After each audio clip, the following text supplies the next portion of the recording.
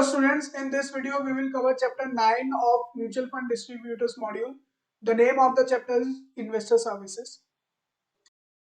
तो इस चैप्टर में हम डिस्कस करने वाले हैं कि म्यूचुअल फंड या फिर एएमसी की क्या क्या रिस्पॉन्सिबिलिटीज हैं टुवर्ड्स इन्वेस्टर्स या कोई भी existing investors as well as prospective investor या फिर जो भी उनके साथ जुड़ना चाहता है एज ए इन्वेस्टर, तो उनके प्रति उनकी क्या क्या रिस्पॉन्सिबिलिटीज हैं, क्या क्या इंफॉर्मेशन उन्हें शेयर करनी पड़ती है अपने इन्वेस्टर्स के साथ और कैसे अवेयरनेस उनको देनी है और क्या क्या उनके साथ मतलब गुड गवर्नेंस प्रैक्टिसेस क्या क्या है, कुछ कुछ हम ये वाला पार्ट डिस्कस करने वाले हैं इससे। So the first topic is the NFA process. NFA stands for new fund offer. जब भी कोई न्यू स्कीम आती है तो उस न्यू स्कीम्स के लिए इनको क्या क्या चीजें ध्यान में रखनी है ये हम देख लेते हैं। So units in a mutual fund scheme are offered to investors for the first time through NFO. तो कोई भी नई स्कीम आती है तो वो एनएफओ के थ्रू लॉन्च होती है and NFO stands for new fund offer. तो उसमें क्या क्या बताना होता है, एक तो एनएफओ की ओपन डेट, एनएफओ कब खुलने वाला है, एनएफओ की क्लोज डेट और जनरली कितना होता है दोनों के बीच का डिफरेंस 3 डेज। जो एनएफओ है वो 3 डेज के लिए वैलिड रहता है, 3 डेज के लिए ओपन होता है और 3 दिन के अंदर उनको सारा सब्सक्रिप्शन मिल जाता है, minimum 3 days. So scheme reopening date, अगर कोई रीओपनिंग डेट भी है तो is the date from which the investors can offer their units for repurchase. तो इसका मतलब क्या है, जब एएमसी रिडम्पशन करती है अपनी यूनिट्स का या फिर किसी एग्जिस्टिंग इन्वेस्टर्स को अपनी यूनिट्स को सेल करना होता है एएमसी को वापस, तो ये फिर स्कीम रीओपनिंग डेट कहलाई जाती है। ठीक है, तो for repurchase by the AMC itself, है ना, और by new units of the scheme. या तो न्यू यूनिट्स उनको जब सेल आउट करनी हो, जैसे कोई मान के चलिएगा उन्होंने अपना फंड साइज इंक्रीज करने का कोई वो बनाया, राइट इशू लेकर आए हैं या फिर कोई न्यू एग्जिस्टिंग यूनिट्स को वो एफपीओ जिसको बोलते हैं फॉलो ऑन सेल करनी है, तो इसके लिए वो एक रीओपनिंग डेट भी लॉन्च कर सकती है। तो न्यू फंड ऑफर प्राइस या फिर ऑनगोइंग ऑफर प्राइस, हाँ उसको ऑनगोइंग बोलते हैं, एफपीओ को ऑनगोइंग बोलते हैं। ऑफर प्राइस फॉर सब्सक्रिप्शन, तो NFO price is the price per unit that the investor have to pay to invest during the NFO. और जनरली एनएफओ का जो प्राइस होता है वो कितना रहता है, 10 रुपीज पर यूनिट रहता है। 95% केसेस के अंदर 10 रुपीज पर यूनिट ही रहता है एक एनएफओ का, जो प्राइस रेट होता है वो 10 रुपीज पर यूनिट होता है। लेकिन जब वो रीपरचेज और रीसेल होगा तो उसके बाद क्या 10 रुपीज रहेगा, नहीं, उसके बाद जो एग्जिस्टिंग एनएवी रहेगी, एग्जिस्टिंग एनएवी के हिसाब से रीपरचेज होता है, हमेशा ध्यान रखना। तो bye investor in case off switch outs या फिर रिडेम्पशन में क्या होता है, bye investor is the price at which the investor purchases और रिसीव रिडेम्पशन या फिर स्विच। तो एनएवी के हिसाब से हुआ है, जब रीपरचेज होता है या फिर आप स्विच करते हो तो फिर ये एनएवी के हिसाब से होगा। Then comes the investment plans and services, direct and regular plan. तो डायरेक्ट प्लान क्या होते हैं, डायरेक्ट प्लान वो होते हैं जो आप एएमसी से डायरेक्ट परचेज कर सकते हो, एएमसी से डायरेक्ट, एएमसी डायरेक्ट सेल करता है। और कैसे होता है, ये ऑनलाइन होता है, फिजिकली नहीं होता है, ऑनलाइन होता है, online through their portal, online portal के थ्रू होता है। तो डायरेक्ट प्लान जो होता है उसकी फिर अगेन एक्सपेंस रेशियो बहुत कम आता है, एक्सपेंस रेशियो इज लेस, यहाँ पे एक्सपेंसेस सेव कर लेती है। क्यों expense ratio is less, because they don't have to pay commissions to distributor. Distributor का कमीशन यहाँ पे नहीं जाता है, डिस्ट्रीब्यूटर का कमीशन बच जाता है, इस वजह से यहाँ पे एक्सपेंस रेशियो कम होती है। और जनरली यहाँ पे आपको जो देखने को मिलेगी एक्सपेंस रेशियो वो मिलती है 1.2 से लेके 1.3 1.5 के बीच आपको एक्सपेंस रेशियो मिलेगी। Then comes regular plan. तो रेगुलर प्लान आपको किससे लेना पड़ता है, डिस्ट्रीब्यूटर्स के थ्रू ही लेना पड़ता है, ध्यान रखना। तो आपको you need to have a distributor. फिर उसके बाद income distribution cum capital withdrawal pay out या फिर income distribution cum capital withdrawal dividend reinvestment. तो बेसिकली क्या कह रहा है, या तो आपको डिविडेंड पे आउट मॉडल ले सकते हो आप, या आप रेगुलर मॉडल ले सकते हो जिसको आपको ग्रोथ प्लान भी बोलते हैं। ग्रोथ प्लान ले सकते हैं हम, डिविडेंड प्लान ले सकते हैं, ग्रोथ प्लान ले सकते हैं और डिविडेंड रीइन्वेस्टमेंट प्लान भी ले सकते हैं। तो हमारे पास 3 प्लान होते हैं। जो एएमसी है, कोई भी एमसी है 3 प्लान ऑफर करती है, डिविडेंड प्लान करती है, ग्रोथ प्लान और डिविडेंड रीइन्वेस्टमेंट प्लान है।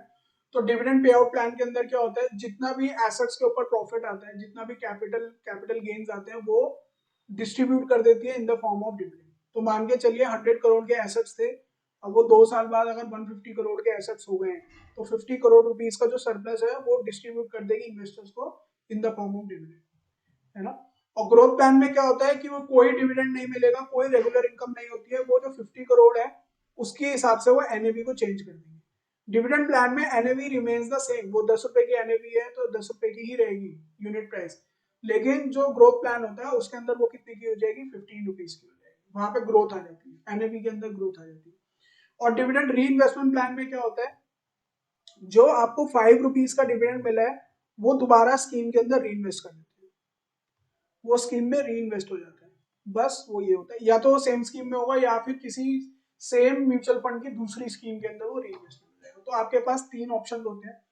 तो ऐसा कोई कोई एक ऐसा इन्वेस्टर है जिसके पास कोई और इनकम नहीं है और उसको कुछ इनकम सोर्स चाहिए, तो that he will definitely go for dividend plan, क्योंकि उनको कुछ इनकम चाहिए होगी, तो रेगुलर इनकम के लिए आप डिविडेंड प्लान पे जा सकते हैं। और अगर कोई ऐसा है जिनको over the period of time income को ग्रो करना है धीरे धीरे करके, तो ग्रोथ प्लान में जा सकते हैं। और ग्रोथ प्लान का ही दूसरा मॉडल क्या हो गया, डिविडेंड री इन्वेस्टमेंट। तो डिविडेंड री इन्वेस्टमेंट से म्यूचुअल फंड वालों को ज्यादा फायदा है कि उन्होंने डिविडेंड डिस्ट्रीब्यूट करा, फिर वो आपसे डिविडेंड वापस भी लेंगे, तो ज्यादा फायदा तो नहीं है। फिर allotment of unit to the investors. अब since the entry load is ban, तो मैंने आपको प्रीवियस चैप्टर्स में बताया था एंट्री लोड और एग्जिट लोड होता है। एंट्री लोड कब होता है, जब म्यूचुअल फंड फर्स्ट टाइम अपनी यूनिट्स को सेल आउट करता है या फिर आप एंट्री लेते हो तो एंट्री लोड देना पड़ता है, लेकिन अब सेबी ने वो बैन कर दिया, तो एंट्री लोड बैन हो गया। तो units in NFO are sold at the face value, यानी 10 रुपए, तो 10 रुपए की यूनिट आती है तो 10 रुपए की सेल हो जाती है। So the investment amount divided by 10 would give the number of units. तो सिंपल है, सिंपल मैथ्स है। तो 500 रुपए आपने इन्वेस्ट करे हैं, अगर आपने 500 इन्वेस्ट करे हैं तो डिवाइड बाय 10, 50 यूनिट्स आपको अलॉट हो जाएंगे, है ना।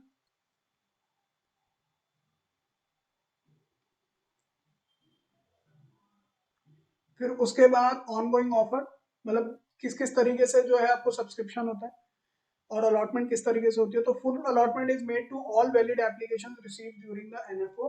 The trustees reserve the right at their discretion without assigning any reason therefor to reject any application.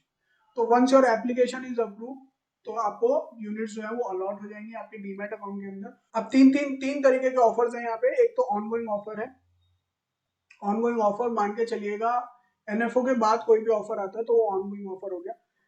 The price at which the units are sold to an investor as a part of ongoing sales in an open-ended scheme is the sale price, which in turn is applicable to the NAV. The investment amount divided by the sale price would give the number of। अब देखिए इसमें क्या है, मान के चलिए कि 1 साल बाद दोबारा एक ऑफर आता है सेम ही स्कीम का आफ्टर 1 ईयर, तो वो किस प्राइस पे आएगा, एनएवी के प्राइस पे आएगा। आफ्टर 1 ईयर जो भी नेट एसेट वैल्यू चल रहा होगा, जो भी यूनिट की वैल्यू चल रही होगी, उसी पे ही तो वो ऑफर आएगा, है ना। फिर उसी के हिसाब से आपको यूनिट जो है वो अलाउट हो जाएंगे। फिर राइट इशू क्या होता है, राइट इशू होता है एग्जिस्टिंग इन्वेस्टर से फंड रेज करना। जब वो एग्जिस्टिंग इन्वेस्टर से दोबारा फंड रेज करते हैं तो उसके बदले में उनको राइट यूनिट्स मिलती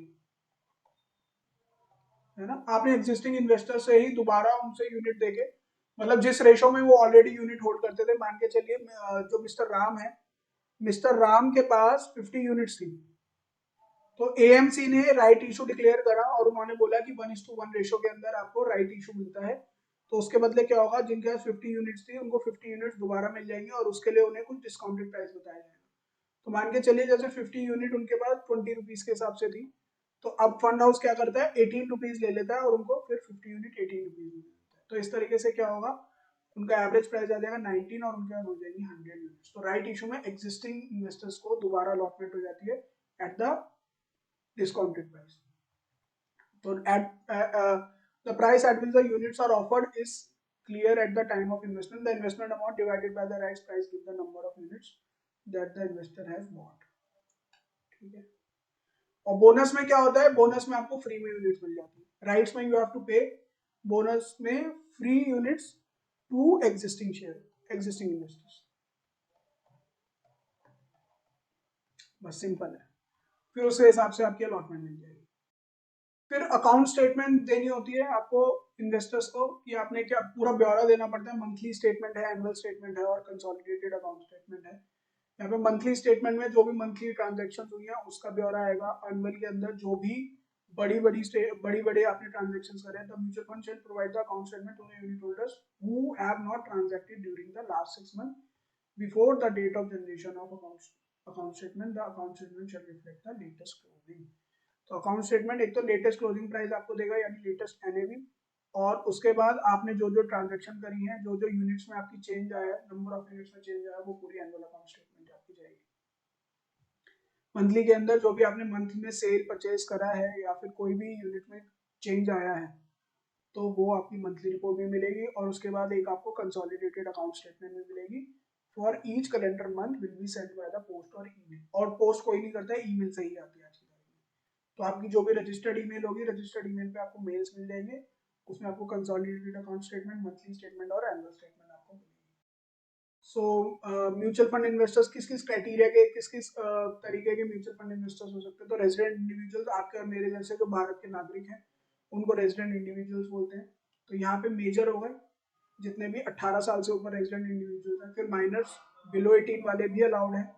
बहुत सारे लोग ऐसा करते हैं कि उनके घर में नन्हे मुन्ने बच्चे पैदा होते हैं, तो उनकी स्टार्टिंग से ही at the time of birth ही उनकी म्यूचुअल फंड की स्कीम चलवा देते हैं, तो ताकि the time they attain majority उनके पास एक अच्छा खासा कॉर्पस हो।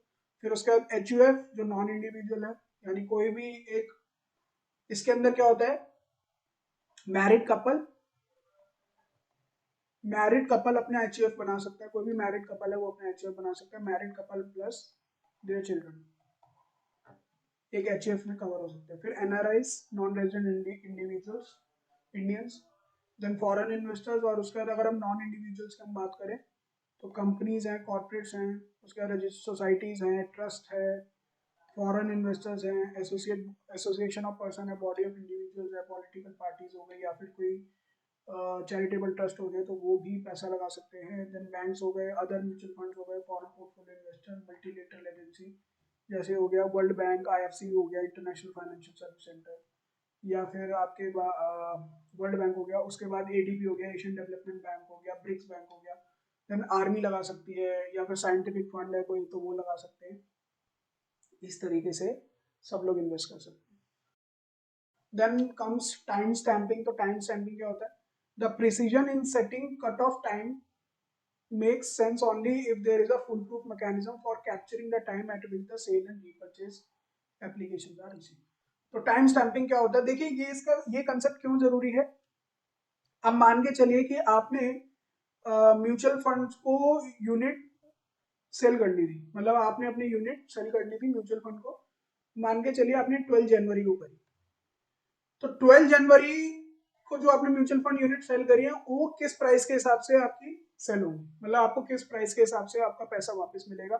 इसलिए टाइम स्टैंपिंग बहुत जरूरी होती है। क्यों? क्योंकि उसी दिन की NAV पे आपको जो है रिडम्पशन मिलेगी, उसी दिन की NAV के हिसाब से आपको कैश आउट किया जाएगा। तो इसलिए जो भी एप्लीकेशन जब आप देते हैं for redemption of your units, तो उसकी एक टाइम स्टैंपिंग करी जाती है with respect to a date as well as time, real time manner के अंदर, और उसी हिसाब से फिर NAV कैलकुलेट करके आपको रिडम्पशन मिल जाती है। इसलिए ये टाइम स्टैंपिंग बहुत जरूरी है।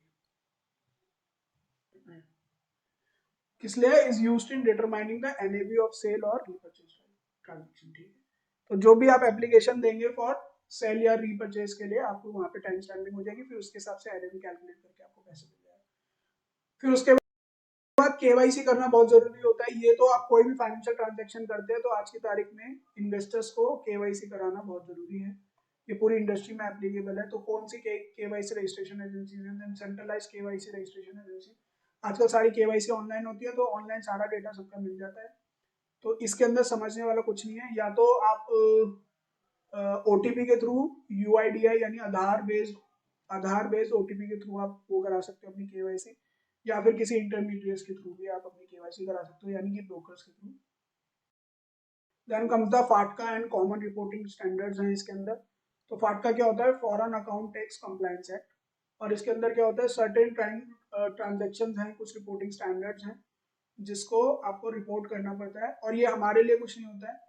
और रादर जो जहाँ भी आप इन्वेस्टमेंट्स करते हैं, जो भी एजेंसीज हैं, फाइनेंशियल एजेंसीज हैं, उनको ये रिपोर्टिंग करनी होती है। We just have to give the declaration, और जैसे आप वो डिक्लेरेशन साइन करोगे that you are not in any way associated with foreign accounts और ये फॉरेन डीलिंग्स में आप नहीं हो तो फिर ये इतना ही आपके लिए बहुत होता है। देन उसके बाद ट्रांजैक्शन किस किस तरीके से हम कर सकते हैं, एक स्कीम के अंदर किस किस तरीके से ट्रांजैक्शन हम कर सकते हैं, मतलब हम कैसे बाय कर सकते हैं, कौन कौन से मेथड्स हैं, तो इसके बारे में यहाँ पे बात की गई है। तो systematic transaction such as systematic investment withdrawals यानी SIW and transfers enable periodic investments and withdrawals that investors can align to the available investable surplus, need for regular funds or rebalancing the investments to manage the risk। क्या कहना चाह रहा है, देखिए mutual fund के अंदर एक बहुत ही यूनिक फीचर है, और वो यूनिक फीचर क्या है कि आप मंथली सेविंग्स ला सकते हो। मंथली सेविंग्स के लिए एक बहुत ही यूनिक फीचर है। वो क्या कहते हैं कि ऐसा नहीं है कि आप एक बारी में सारा पैसा दे दो हमें, हम ये नहीं कहते कि आप लमसम अमाउंट दे दो, जैसे 1 लाख रुपीज का आपने सोचा कि मैं पूरी जिंदगी में म्यूचुअल फंड में 1 लाख रुपीज डाल के रखूंगा, तो ऐसा नहीं है कि आपको वो 1 लाख रुपए एक साथ डालने हैं, तो आप ऐसा भी कर सकते हो, उसको 500 रुपीज पर मंथ करके तोड़ तोड़ के डाल सकते हो। तो वही होती है सिस्टमैटिक ट्रांजेक्शन। तो आपने क्या करा है, हर हर महीने एक कमांड दे दिया अपने बैंकर को कि हर महीने 500 रुपए एक पर्टिकुलर म्यूचुअल फंड की स्कीम में आपको इन्वेस्ट करनी है। तो ये क्या है, तो जब भी आपकी जो डेट आएगी, इन्वेस्टमेंट इंस्टॉलमेंट की डेट आएगी, वहां पे जो भी NAV होगी उसकी टाइम स्टैंपिंग के हिसाब से वो आपको यूनिट्स जो है अलॉट होती जाएगी, बस ये। तो इसके अंदर सबसे पहले जो प्लान आ रहा है सिस्टमैटिक ट्रांजेक्शन का वो है SIP, और ये बहुत कॉमन फीचर है, बहुत फेमस हो रहा है ये एडवर्टीजमेंट के थ्रू ही। तो सिस्टमैटिक इन्वेस्टमेंट क्या है, आपकी मंथली इन्वेस्टमेंट प्लान है, इसको बोलते हैं मंथली इन्वेस्टमेंट प्लान। आप अपनी मर्जी से कोई भी मंथ की डेट फिक्स करके हर मंथ पूरी जिंदगी तक, चाहो तो पूरी जिंदगी और चाहो तो फिक्स पीरियड तक आप इन्वेस्टमेंट कर सकते हो। Let's say minimum SIP amount क्या है इंडियन मार्केट के अंदर 500 रुपीज, तो 500 रुपीज के 500 या उससे ज्यादा आप हर मंथ म्यूचुअल फंड स्कीम्स के अंदर डाल सकते हो, वो है सिस्टमैटिक इन्वेस्टमेंट प्लान। धीरे धीरे बढ़ेगी। Then comes the systematic withdrawal plan, आप हर महीने कुछ ना कुछ रकम जो है वापस में निकाल सकते हो, यानी इसका क्या है, रेगुलर इनकम प्लान। तो मान के चलिए आपको आपके म्यूचुअल फंड अकाउंट में कुछ करोड़ रुपीस डिपॉजिट हो गए, 3 करोड़ रुपीस डिपॉजिट हो गए, तो आप चाहते हो कि हर महीने इसमें से विड्रॉ करते रहो, तो आपने एक कमांड दे दी कि हर महीने 1 लाख रुपए ऑटोमेटिकली विड्रॉल हो जाए NAV के हिसाब से, ठीक है। NAV के सॉरी 3 करोड़ यूनिट्स हैं आपके पास, तो आपने डाल दिया कि हर महीने 1 लाख यूनिट्स निकल जाए NAV के हिसाब से, तो वो विड्रॉल प्लान हो गया। देन सिस्टमैटिक ट्रांसफर प्लान हो गया, transfer from one scheme to another scheme, है ना, ये हो गया ट्रांसफर मंथली। ये भी मंथली हो गया, मंथली हो गया, क्वार्टरली हो गया, या हाफ ईयरली, एनुअली, जो भी आप चाहते हो, जिसको हम स्विच भी बोलते हैं। तो switching from existing schemes to new schemes. फिर उसके बाद हम ये डिविडेंड तो कर ही चुके हैं, डिविडेंड प्लान भी होता है। फिर उसके बाद operational aspects of systematic transaction, तो सिर्फ टॉपअप फैसिलिटी होता है, आप अपना टॉपअप भी करा सकते हो। Mutual fund provide an additional facility through a SIPs to enhance the discipline savings of investor, it is called as SIP top up. मान के चलिए आपने 500 रुपीज का सिप करा रखा था, फिर आपने सोचा कि अब आपकी अर्निंग पोटेंशियल बढ़ गई है, तो let's make it 1000 per month वाला सिप, तो आपने सिप का टॉपअप करा लिया 500 रुपीज का। Then renewal and cancellation easy है, आप रिन्यूअल भी करा सकते हो, कैंसिलेशन भी करा सकते हो। उसके बाद registration and cancellation of SWP withdrawal plan के लिए, और उसके बाद ऐसे ही STP एंड स्विचेस के लिए, systematic transfer plan and switches के लिए भी आप रजिस्ट्रेशन एंड कैंसिलेशन की फैसिलिटी आपको MC देगा। फिर लास्ट में आता है ट्रिगर्स। तो ट्रिगर्स क्या है, it is not uncommon for investors to miss the opportunities of buying or selling because they could not give the requisite instructions in time. This is addressed through the trigger option that is offered by some mutual fund। होता क्या है, मान के चलिए trigger क्या है, आपकी पसंद का एक प्राइस है, तो particular price level on which you want to purchase mutual fund, on which you want to purchase mutual fund, ये हो गया आपका trigger price. Purchase MF units लिख देते हैं, है ना। तो उसके लिए आपने ट्रिगर सेट कर दिया कि मान के चलिए अभी NAV चल रही है 10 रुपीज, तो आपने क्या ट्रिगर सेट करा कि जैसे मार्केट अगर नीचे गिर गई, स्टॉक्स नीचे गिर गए, तो NAV भी तो कम आएगी, क्यों, क्योंकि एसेट्स एसेट्स में लॉस आ रहा है, एसेट्स में लॉस आ रहा है तो इसके मान के चलिएगा कि वो 10 रुपीज की एनएवी आ गई 8 रुपीज की, तो आपने 8 रुपीज पे अपना ट्रिगर प्राइस लगा दिया। अब जैसे ही 8 रुपीज आएगा आपकी यूनिट्स ऑटोमेटिकली वो परचेज हो जाएगी, तो फंड हाउस है आपकी ऑटोमेटिकली यूनिट्स को परचेज कर लेगा, यही होता है ट्रिगर। ठीक है, तो वो जो पर्टिकुलर डिजायरेबल प्राइस है, मतलब जो एग्जिस्टिंग प्राइस से नीचे का जो प्राइस है, आपको वो प्राइस पसंद है, ये मान के चलिए 20% 30% वैल्यू करेक्ट हो गई, आप तब इन्वेस्टमेंट करना चाहते हो, तो इसके लिए आप एक ट्रिगर लगा सकते हो एएमसी के साथ, और एएमसी फिर आपका ऑटोमेटिकली जैसे वो ट्रिगर प्लेस होगा वो एएमसी आपके लिए बाय कर लेगा। ठीक है, तो that's it for this chapter and will discuss the new chapter in next video. That's it for today's class. We'll discuss the new topic in next video.